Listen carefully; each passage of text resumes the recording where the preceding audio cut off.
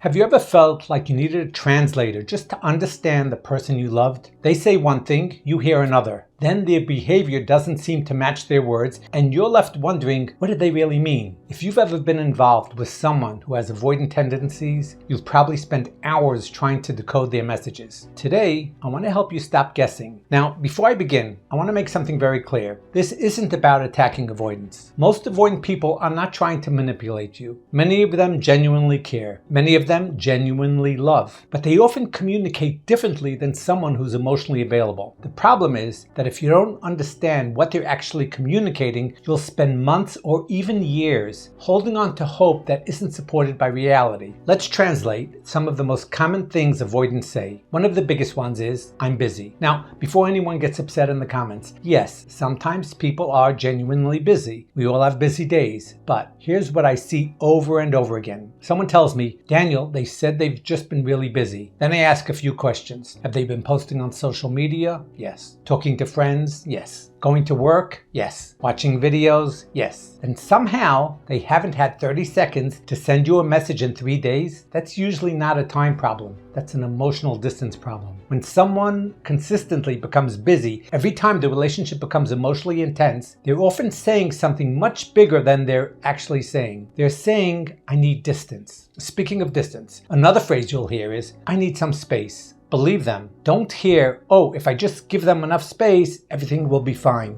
Ask yourself something instead. How much space? A day? A week? A month? Every single time the relationship becomes close? Because if someone repeatedly needs distance, whenever intimacy increases, that isn't just a temporary need. That becomes the relationship. You end up spending your life waiting for someone to come back, waiting for them to feel comfortable again, waiting for them to reconnect. That isn't a relationship, that's waiting. Another one is, I'm very independent. Again, believe them. Don't try to translate it into something more comfortable. Healthy independence is wonderful. I hope every person I work with becomes emotionally healthy and independent. But sometimes what people really mean is, I don't like depending on people emotionally. Or I become uncomfortable when relationships become too close. When people tell you who they are, listen. Don't assume you'll be the exception. Here's another one that absolutely breaks my heart. I'm not good for you. Do you know what most people say? They say, no, that's not true. You're amazing. Don't say that. They immediately argue. But why? Why are we arguing with someone's warning? If someone repeatedly tells you, I'm not good for you, just maybe they're trying to tell you something they already know about themselves. Love doesn't magically erase emotional patterns. Another common one, you deserve better. Sometimes people hear that and they think, oh, they're just insecure. Maybe they're also recognizing that what they are giving you isn't enough. If someone keeps telling you that you deserve better and then continues giving you less than you deserve, believe the behavior. Don't spend years trying to convince someone that they're wrong. Here's another phrase. I don't know what I want. People hate hearing that. They immediately start translating it. They're just scared. They're confused. They secretly want me. Again, maybe. But they also told you something important. They don't know what they want. And if someone doesn't know what they want, don't build your future around hoping they'll figure it out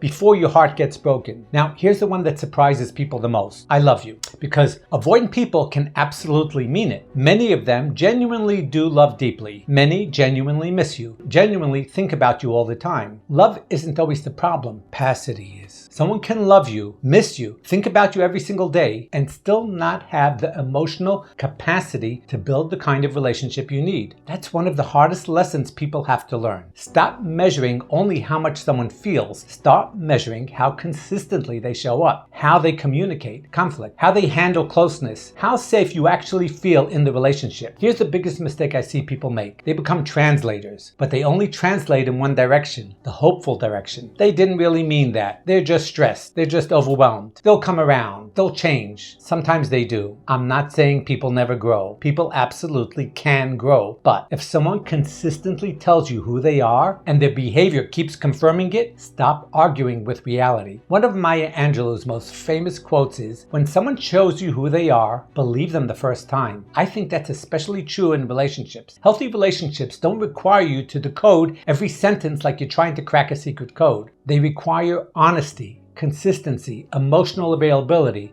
and the ability to have difficult conversations instead of avoiding them. If you're constantly trying to translate someone's words because their actions don't match their words, don't just ask yourself whether they love you. Ask yourself whether this relationship is giving you the peace, security, and consistency you deserve. If you're trying to heal after heartbreak, or you're struggling in a relationship with someone who has avoidant tendencies, I'd love to invite you to join my school community. We dive much deeper into these topics, support one another, and help each other build healthier relationships. And if you'd like to work with me personally, I offer coaching and RTT sessions designed to help you break unhealthy relationship patterns, rebuild your self-worth, and finally move forward. You can also connect with me today on Pop Call by voice, video, or chat. Until next time, take good care of yourself.